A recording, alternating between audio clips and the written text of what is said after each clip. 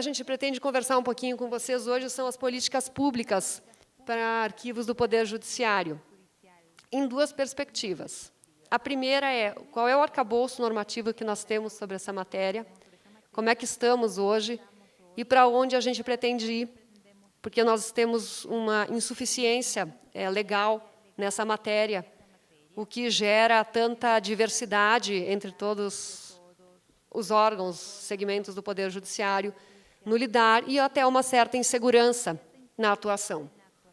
E a segunda parte da minha exposição pretende abordar o que eu chamaria de políticas de administração, o que se faz em nível nacional, no âmbito do CONARC e do CNJ, o que se faz no nível de um segmento do Poder Judiciário, que eu estou trazendo apenas como um case, e é o case que eu conheço, que é a Justiça Federal, passando desde o Conselho da Justiça Federal até a atuação que a gente faz na seção judiciária lá do Rio Grande do Sul.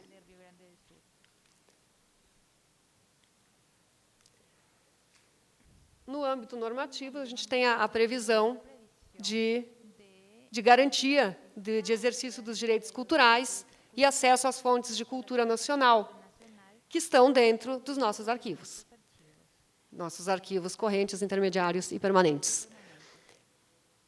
Há uma indicação do que constitui o nosso patrimônio cultural brasileiro, e dentro, especificamente, do nosso fazer de jurisdição, estão as obras, objetos, especialmente os documentos. A nossa atividade é, essencialmente, produzir, entregar jurisdição, o que se faz através de documentos físicos ou eletrônicos. E uma ordem, a administração pública e o Poder Judiciário compõem essa administração, de fazer a gestão da documentação governamental, franqueando a consulta a quantos dela necessitem. Após a Constituição, nós tivemos a Lei Nacional dos Arquivos, que é 8.159 de 91, e, mais recentemente, veio a Lei de Acesso à Informação, que garante o acesso à informação em 3 níveis. No nível pessoal, que está lá no artigo 5º, inciso 13, o acesso às informações dos atos de governo, que estão lá no artigo 37, parágrafo 3º, 2º, que o doutor Renato nos mostrou lá no artigo 6º da Lei de Acesso à Informação, que a grande parte das informações são informações de governo, que estão ali garantido o acesso. E também as informações ao patrimônio histórico e cultural, como um todo, que foi, já estou me perdendo aqui nas palestras, que falou a informação, a final ali do documento permanente, é onde elas aparecem mais, assim, dessa informação que saiu daquela, o doutor Renato falou, da informação pessoal, e vamos para a informação que interessa a todos nós. Assim, já não pesquisamos lá, normalmente, um processo de guarda permanente, se nós não tivermos um interesse mais histórico e cultural naquela informação.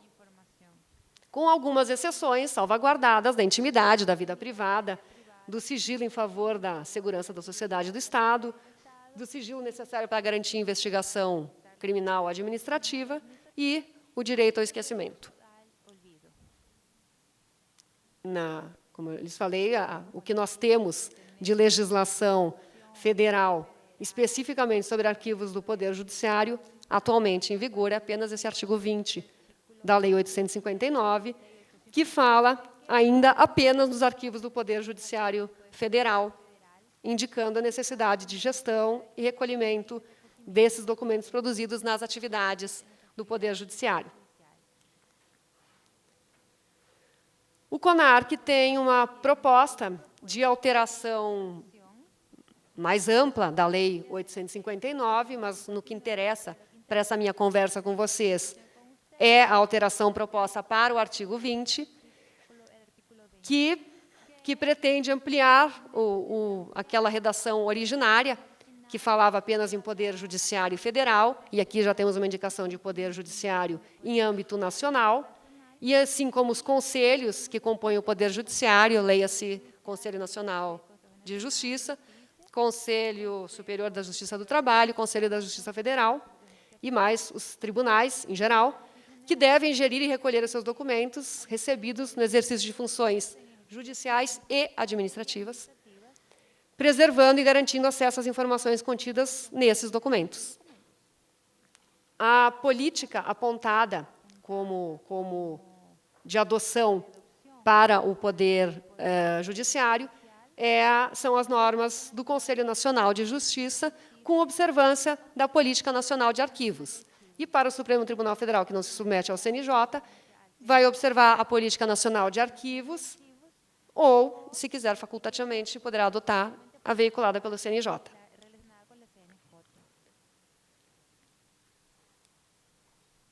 O CONARC, antes disso, e quem está no Proname conhece essa evolução complexa, quem está no Proname ele conhece a evolução que aconteceu com esses regramentos. Em maio de 2008, veio a primeira resolução do CONARC, estabelecendo diretrizes para gestão de documentos do Poder Judiciário. Por volta de setembro de 2009, foi constituído o Comitê do PRONAME, Programa Nacional de Gestão Documental e Memória do Poder Judiciário, pelo Conselho Nacional de Justiça, e, em seguida, a Resolução 30 alterou a redação da Resolução 26 e já remetia à necessidade do Poder Judiciário fazer uma política e um programa que viesse a ser implementado pelo CNJ. No âmbito do CNJ, esse comitê do PRONAME ele é composto por representantes de todos os segmentos do Poder Judiciário Nacional, da Justiça do Trabalho, da Justiça Federal, da Justiça Estadual, da Justiça Eleitoral, da Justiça Militar, do próprio STM, do STJ, do STF, do STJ. E esse comitê, a primeira missão dele foi propor ao Conselho Nacional de Justiça um instrumento que regrasse a gestão documental. Eu acompanhei especificamente os trabalhos do Comitê do PRONAME a partir de 2010, ele foi constituído em 2009. E se chegou a uma conclusão que, naquele momento, apesar do comitê ser de gestão documental e memória, naquele momento, a nossa necessidade era a gestão documental, era o déficit maior entre quem nunca fez, de quem fez alguma coisa, e de quem tinha uma legislação medonha, que era da Justiça do Trabalho, que ainda vige até hoje, de eliminação de documentos 5 anos após o seu arquivamento, sem outros critérios. E, então, veio a Recomendação 37, essa proposição normativa foi apreciada pelo CNJ e deu origem à Recomendação 37, que, naquele momento, tratou apenas de gestão documental. Em seguida, os trabalhos continuaram e acabaram culminando, até por algumas provocações que algumas entidades históricas faziam ao Conselho Nacional de Justiça, inclusive contrárias à Recomendação 37, com algumas preocupações quanto ao acervo de guarda permanente, enfim. Então, veio o segundo passo, que foi a instituição de possibilidade de convênios com entidades de caráter histórico, cultural e universitário para auxílio nessas atividades de gestão documental, o que é uma possibilidade, inclusive, apontada pela Constituição de uma forma mais indireta, falando em colaboração da sociedade civil ou algum termo assim. Então, dentro do Conselho Nacional, e já passando aqui para, ainda no âmbito legislativo, o passo seguinte, atual, do Conselho Nacional de Arquivos em relação a isso, enquanto se ainda estava naquela época, e até anterior à regulamentação que veio a acontecer na Recomendação 37 do CNJ, o CONARC já tinha uma proposta de minuta de projeto de lei mais analítico, ela é até anterior a essa sugestão de alteração da Lei 859, que era algo que dissesse mais especificamente, pelo menos algumas regras jurídicas mais específicas e analíticas sobre gestão documental do ramo do Poder Judiciário. E, então, havia uma proposta de lei que ela acabou finalizada ali no CONARC em 2010, e essa proposta, inclusive, foi submetida ou nos repassada ali para o comitê do PRONAME, pelo então representante do Poder Judiciário Federal, junto ao conselheiro do CONARC, e nós até nos afinamos com a proposta que tinha sido pensada em 2010 e ela foi elaborada, encaminhada para o Supremo, e acabou demorando um pouco para ter um desdobramento. Depois daquela proposta de 2010, aconteceu, em 2011, a Lei de Acesso à Informação, aconteceu, mesmo em 2011, a Recomendação 37, aconteceu, em 2013, a Recomendação 46 do CNJ, e percebemos que havia uma certa insuficiência daquela proposta originária à luz dos fatos acontecidos posteriormente. Nesse ano passado, foi retomado o trabalho da Câmara Setorial de Arquivos do Poder Judiciário, junto do CONARC, e ali, então, uma das primeiras ações que foi pensada pelos membros da Câmara Setorial foi exatamente de sugerir uma atualização daquela proposta de 2010 do CONARC, para que se conseguisse trazer para uma proposta de legislação a evolução que o mundo dos fatos já tinha apresentado. E também, no meio de tudo isso, ainda teve o trâmite traumático um pouco, especificamente neste assunto, do novo CPC, que repetia uma norma que havia sido suspensa do Código de Processo Civil anterior, prevendo também a malfadada eliminação de documentos sem muito critério, 5 anos após o arquivamento, que conseguiu ofender critérios jurídicos, históricos, de patrimônio e de tudo que a gente possa imaginar. Então, enfim, também o CPC foi um capítulo complicado, e depois, no final das contas, entre remessas entre Senado e Câmara, aquele artigo acabou sendo excluído, o CPC não mais repetiu aquela norma. Mas, enfim, então, a Câmara Setorial apresentou uma proposta de reformatação desse projeto de lei que o CONARC tinha como sugestão. Essa proposta foi submetida ao plenário do CONARC e ela foi, em linhas gerais, aprovada com algumas pequenas alterações mais de estrutura e de redação.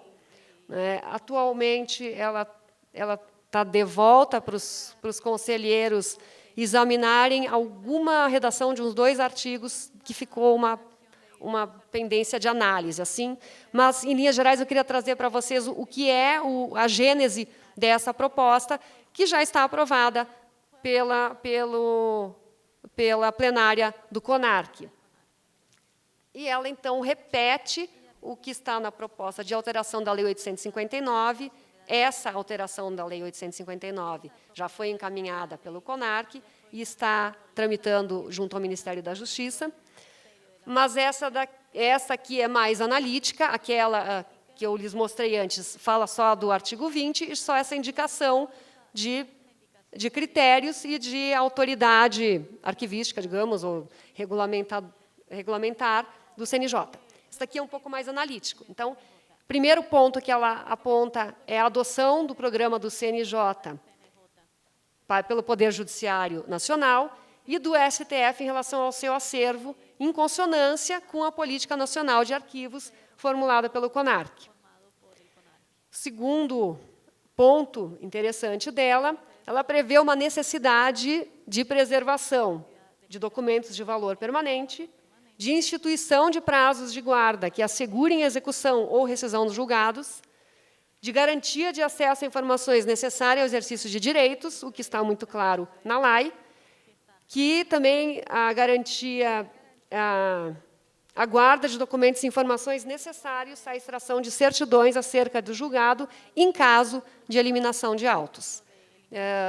Juridicamente falando, as sentenças, imaginando aqui uma sentença civil, ela tem 3 tipos possíveis de eficácia: declaratória, constitutiva, condenatória ou mandamental. A tal da eficácia declaratória da sentença não prescreve nunca. Então, a necessidade de extração de certidão acerca do julgado dura para sempre para aquela pessoa que buscou a jurisdição. Ela também prevê a necessária constituição de comissões permanentes de avaliação documental para orientar e realizar o processo de avaliação e seleção de documentos. Ela prevê também a possibilidade de se firmarem os convênios com órgãos ou entidades de natureza histórica, cultural e universitária para cooperação nas atividades de gestão documental do Poder Judiciário, sob a coordenação das comissões permanentes de avaliação documental. O texto indica muito claramente, e, neste ponto, apenas reproduz o que a Constituição manda, que guarda de documentos e gestão de documentos do Poder Judiciário é obrigação do Poder Judiciário, mesmo que com auxílio de outras entidades.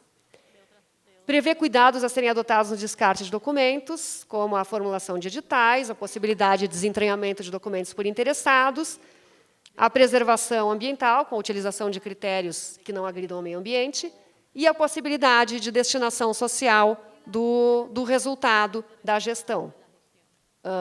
Prevê cuidados a serem adotados na reformatação de documentos. Esse é um artigo que está com a redação em um certo reexame, mas eu não transcrevi o artigo, apenas a política, com a garantia de fidedignidade, integridade de reprodução e a preservação de documentação permanente. E, por fim, ela define que o fundo arquivístico da instituição é a documentação do valor permanente pertencente à própria instituição, sem possibilidade de transferência para outras. Essa é o que se deseja em termos de legislação para colocar uma pedra naqueles riscos que se tem. Quem lida com gestão documental sabe sempre, às vezes, uma certa ânsia na eliminação ou uma certa excesso por várias correntes civis da própria instituição de guardar tudo. Então, assim, ali o que se procurou passar para o texto legislativo é as melhores práticas que já se adota pelas políticas de gestão documental que são adotadas pelo CONARC e, pelo que eu entendi até então de gestão documental, que são propugnadas pelas academias sobre a forma de se fazer gestão de documentos. A segunda parte da minha fala pretende falar, então, agora do que se faz como políticas de arquivo, aí já numa atuação mais prática, tirando um pouco a questão normativa que eu queria apresentar para vocês.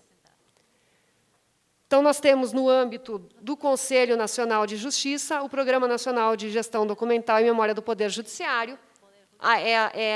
É possível acessar informações sobre o programa no portal do CNJ.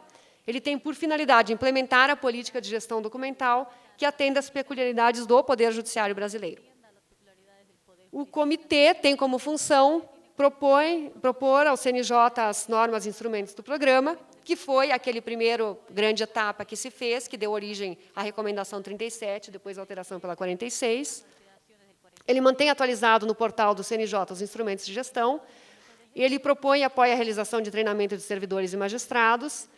O comitê conseguiu fazer, no ano passado, o primeiro curso de gestão básica de gestão documental. Não sei se alguém aqui fez o curso, pelo CEAJUDE do CNJ. E o subcomitê da capacitação dentro deste comitê está se preparando para o módulo, um primeiro módulo mais avançado, que trata realmente sobre a gestão de fato, né? Avaliação de documentação, aplicação de tabela de temporalidade, aplicação dos instrumentos de gestão, inclusive versando sobre eliminação.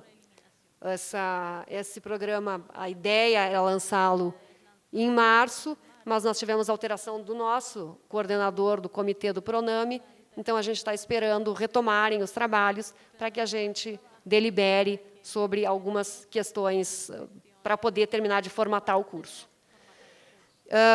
O comitê acompanha a aplicação de suas normas e atende às consultas que lhes são encaminhadas. No portal do CNJ tem algumas orientações do comitê que são referentes a consultas bastante frequentes. Existe ali a possibilidade também de fazerem consultas às diversas instituições judiciais que são analisadas e respondidas pelo comitê. No âmbito do Conselho Nacional de Arquivos, tem a Câmara Setorial sobre Arquivos do Judiciário. Ela foi criada em 2003, reformulada em 2009 e novamente reformulada em 29 de agosto de 2014. Tem por finalidade discutir questões e demandas dos arquivos do Poder Judiciário, propor diretrizes no que se refere à gestão, preservação e acesso a documentos, prestar informações técnicas, promover intercâmbio e integração entre os arquivos do Poder Judiciário, estimular a capacitação técnica dos recursos humanos, promover encontros, seminários e congressos, recomendar providências para apuração e reparação de atos lesivos ao patrimônio cultural e desenvolver atividades censitárias referentes aos arquivos do Judiciário. Nós tivemos 2 reuniões, até então, da Câmara Setorial, que foi uma em novembro do ano passado, outra em fevereiro desse ano, e a terceira ficou agora para 27 de novembro. Então, nessa primeira reunião, assim, o nosso emergencial foi realmente a questão da normatização, que a gente queria sugerir para o CONAR, que já avançamos, então essa parte já está resolvida. A gente tem uma sugestão ali aprovada de haver uma descrição, eu não sei o nome, Rafael, me socorre lá o Ataciara, aquela que diz as funções dos tribunais, aquele lugar no CONARC, onde se busca, no CODEARC. Enfim, então, a gente pediu que, para reestabelecer e conseguir colocar todos os órgãos poderem alimentar, e todos os segmentos do Poder Judiciário poderem alimentar suas funções, e nós vamos ter reunião em novembro e vamos deliberar sobre outras questões. E aqui, passando, então, para o meu case, que é a Justiça Federal, nós temos, no âmbito da Justiça Federal, também um conselho, tem o Conselho da Justiça Federal, que é o que regra a Justiça Federal, os tribunais regionais e as seções judiciárias. Existe um programa de gestão documental da Justiça Federal. A gestão documental na Justiça Federal começou já antes mesmo da do CNJ. A primeira resolução sobre a matéria foi a de 2004. O primeiro edital de eliminação, a Patrícia falou aqui, mas foi 2004, eu conferi depois ali, enfim, até porque eu lembro que eu estava grávida da minha filha quando foi feito o edital da primeira eliminação. Então, nós já temos uma experiência há mais tempo com essa matéria, mesmo talvez um pouco prévia ao que veio acontecer no CNJ.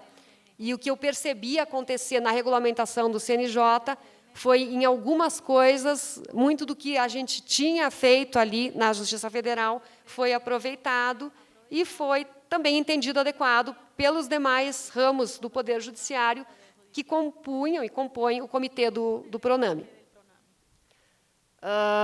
Atualmente, a resolução que regra a gestão documental é a 318, que é do final de 2014, e as coisas vêm e elas vão, e elas voltam, né? Enfim, nós nos obrigamos, né, enfim, a atualizar a nossa resolução anterior, que era de 2008, muito à luz do trabalho que foi feito pelo CNJ e dessa inovação que aconteceu com a Lei de Acesso à Informação e os trabalhos que foram desenvolvidos no curso do tempo. Então, num momento, a gente, de uma certa forma, auxiliou a compor o que passou a existir no CNJ com a Recomendação 37, e, em via contrária, ela nos realimentou para a nossa atualização.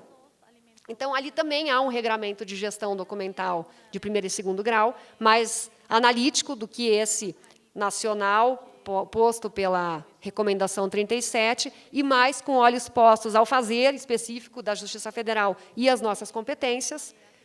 Ela institui também um comitê de gestão documental, que é o COGED, que tem representação dos 5 TRFs, e membros, e além deles, membros do PRONAME indicados pelo Conselho da Justiça Federal.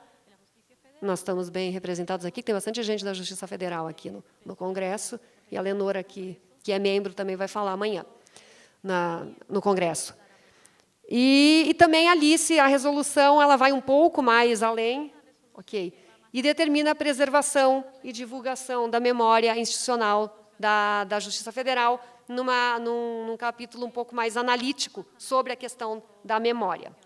O que eu vou passar bem rápido sobre isso aqui, o que eu quero dizer é que, assim, a gente pode ter normativos, mas tem que arregaçar as mangas e fazer internamente, dentro das nossas casas, sejam tribunais, sejam sessões judiciárias, o trabalho da gente. Então, o que atualmente o tribunal está fazendo, assim, mais que me chamou a atenção, nós temos uma CEPAD nova esse ano, com a nova administração. Nós temos com um grupo de estudos para verificação da aderência dos nossos sistemas eletrônicos, SEI e EPROC, quanto aos requisitos do MOREC e JUS. Tem um subcomitê técnico de gestão documental para revisar e propor a adequação das normativas, então, existentes, tanto no tribunal quanto nas sessões judiciárias sobre gestão documental, e, inclusive, alinhar as atuações e as normativas. E o nosso processo, essencialmente, é eletrônico. O processo administrativo é integralmente eletrônico, na forma do SEI, como a Patrícia nos apresentou. E o processo judicial, ele não é o PJE, o nosso é o EPROC, e desde 2010 não entra mais processo em papel na Justiça Federal. Nossos números já chegam quase a 4 milhões de processos tramitados, desde a primeira versão do processo eletrônico, que é mais antiga, de 2004, e começou nos juizados especiais federais. Na seção judiciária do Rio Grande do Sul, a Justiça Federal não faz gestão documental centralizada em TRFs. As seções judiciárias fazem, inclusive, as de interior. Então, o núcleo, a parte de direção, a de núcleo, ela fica na sede, né? A nossa diretora é a Rita Vieira da Rosa, mas as seções judiciárias também, as subseções de interior também fazem gestão documental. Então, nós temos também Comissão Permanente de Avaliação Documental, nós temos essa gestão interiorizada, nós fizemos um projeto estratégico de gestão documental entre 2011 e 2013, o projeto acabou, mas não a atividade, em que a gente procurou capacitar, disseminar a cultura e terminar, eu posso reproduzir as palavras dele, porque foram bem essas, quando a gente lançou o documento, que era acabar a política de gestão documental, era a política de aluguel de espaço para arquivo. E a gente quis mudar essa visão em toda a seção judiciária do Rio Grande do Sul e transformá-la numa política de gestão efetivamente com fazer o gestão, com preservar o permanente, com dar acesso. Então, nós passamos, depois disso, nesse íntere, por normatização, por padronização. E, assim, o arquivo é um lugar muito bacana. Assim, eu acho que ele apresenta a sua importância. Isso a gente conversava com o doutor Renato aqui, antes da gente subir aqui para a mesa. O arquivo, ele traz a sua importância quando ele mostra, de uma certa forma, até para a administração, ao que ele veio, né? Enfim, nós estamos desde 2013 com um projeto chamado Projeto Depósitos Judiciais, e que ele, em 2014, foi regionalizado pelo tribunal, entendida a importância, que ele pretende dar destinação, por incrível que pareça, atender processo arquivado com dinheiro que não foi levantado pela parte, né? Nenhuma das que ganhou, ou, às vezes, até naqueles processos em que o dinheiro foi depositado na conta das pessoas, que é a forma atual de requisição e precatório, se não for feita com bloqueio, ela vai direto em benefício da pessoa. Então, o dinheiro está lá no banco, não está nem vinculado ao juízo e a pessoa não saca. E a gente busca com esse projeto dar destinação a valores, tem um significado social extremamente importante. Muitas vezes a pessoa entra lá com a ação previdenciária, ela pensa que o benefício está implantado, está resolvida a sua vida, e ela tem os atrasados que ela não levantou e que lhe fazem muita diferença na sua vida. Para dar um exemplo. Nós temos o memorial, nós temos uma revista eletrônica que se chama Altos e Baixas, e ela tem como escopo exatamente dar visibilidade às nossas competências, ao que o nosso acervo, né, o que o nosso fundo arquivístico tem para apresentar. Nós fazemos a descrição dos nossos processos permanentes usando o software Atom, que a Tassiara vai apresentar amanhã em uma das oficinas. E a gente está com um projeto na cabeça, que é o de regionalização de arquivos, para que a gente consiga trazer, eventualmente, por exemplo, das sessões judiciárias menores, o fundo permanente, por exemplo, para algum lugar em que tenha condições melhores tanto de armazenamento quanto de dar acesso, disponibilização e descrição, e mais algumas outras ideias em relação. Ele está em análise, mas o diretor do foro já gostou da ideia, então vai progredir. Então, só falando do meu projeto lá dos depósitos, ele tem 3 escopos, que é dar a destinação de valores vinculados aos autos arquivados, padronização de rotinas e de normatização, e integração de sistemas eletrônicos. Então, a partir do que a gente vê que aconteceu no arquivo, assim, seria muito pouco estimulante fazer um processo para destinar, e daqui a pouco, 10 anos, a gente repete de novo um projeto regional depósitos e não faz nada para evitar que essas coisas não aconteçam no futuro. Então, a ideia foi exatamente de dar um passo adiante. O nosso processo é eletrônico, os depósitos judiciais são feitos eletronicamente em depósitos, a Caixa Econômica é o banco oficial responsável pelos depósitos do Poder Judiciário Federal. O Banco do Brasil recebe alguns depósitos de precatórias e requisições. Então, a nossa integração, a nossa ideia, nosso desejo é que os sistemas eletrônicos desses bancos, especialmente da Caixa Econômica, que é onde são abertas as contas à disposição do juízo, possam ser integrados com o nosso processo eletrônico. Estamos em tratativas, a Caixa Econômica atualmente está desenvolvendo um novo sistema de depósitos judiciais. Então, a ideia é, o ano que vem, ver se a gente começa a conversar esses sistemas, inclusive para que a gente consiga colocar funcionalidades no processo eletrônico, avisando, Vossa Excelência, não baixe esse processo, porque tem valores depositados que não foram levantados. Né? Assim, nessa proposta que o doutor Renato diz de vamos pegar a informação, aquela que está em algum lugar, e tentar trazer de forma automatizada, inteligente para o processo. Eu estou terminando, Luiz Fernando. Então, o Atom é possível acessar lá no portal, quem não for fazer oficina, tiver interesse, no portal da Seção Judiciária do Rio Grande do Sul, se consegue acesso ao link por memória, é isto? Por? Institucional Acervo Histórico. Ali, algumas coisas a gente digitaliza, a gente usa as funcionalidades do Atom, outros a gente faz a descrição apenas. E tem o que compõe o fundo. Essa revista parece papel, eu brinquei com a Tassiara, que eu não curti muito essa imagem, porque ela fica parecendo um papel, mas a revista é eletrônica, também acessa pelo mesmo endereço, publicações.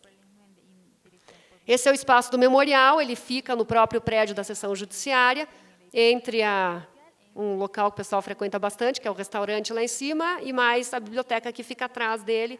Ali a gente faz uma série de coisas além de exposições, a gente faz atividades educativas, a gente expõe o acervo, a gente costuma se associar ou fazer parceria com os museus, participar da Primavera dos Museus e da Semana dos Museus, de maio e de setembro. E o que a gente procura fazer é um pouco daquilo que o Proname pede que faça, que é ampliar não apenas para os servidores, mas para os magistrados também. Então, a gente tem feito bastante parceria com a Escola da Magistratura do TRF, em atividades propostas conjuntamente para que os magistrados e para que os servidores, para que todos da casa tenham esse acesso ao que é o nosso patrimônio e percebam também a importância e a significação dessa preservação e do que a gente descobre através dos nossos processos arquivados. Por fim, e já finalizando, né, a história do vamos trazer do arquivo, que o arquivo tem de melhor, a Seção Judiciária inscreveu para o Memórias do Mundo deste ano, 2015, 2 processos com o seguinte título, Decisões que Marcaram Época, que é a caminhada do Poder Judiciário no reconhecimento de direitos sociais aos homossexuais. O reconhecimento para fins de relações familiares não é da nossa competência, é da Justiça Estadual, então ele tem uma outra trajetória, mas no Poder Judiciário Federal, decisões de 2 processos da Seção Judiciária do Rio Grande do Sul foram os pioneiros nesse reconhecimento de direitos sociais. O primeiro é um de 96, que diz respeito à inclusão de companheiro em união homoafetiva em plano de saúde de uma empresa pública federal. E o segundo, foi isso, né? Era da Caixa. E o segundo é uma ação civil pública, que foi proposta pelo Ministério Público Federal, que versava sobre o direito de acesso de dependente previdenciário em união homoafetiva, auxílio reclusão e pensão por morte. Ele deu origem, ao final, a uma instrução normativa do INSS em caráter nacional, reconhecendo esse direito. Atualmente, ela está com essa versão de 2015. Muito obrigada. Esse é o contato do nosso memorial da Justiça Federal. A gente fica à disposição, o tempo era pequeno. Obrigada. Gente, a mesa está encerrada. Muito obrigado a todos. Obrigado, mais uma vez, aos meus amigos do STM.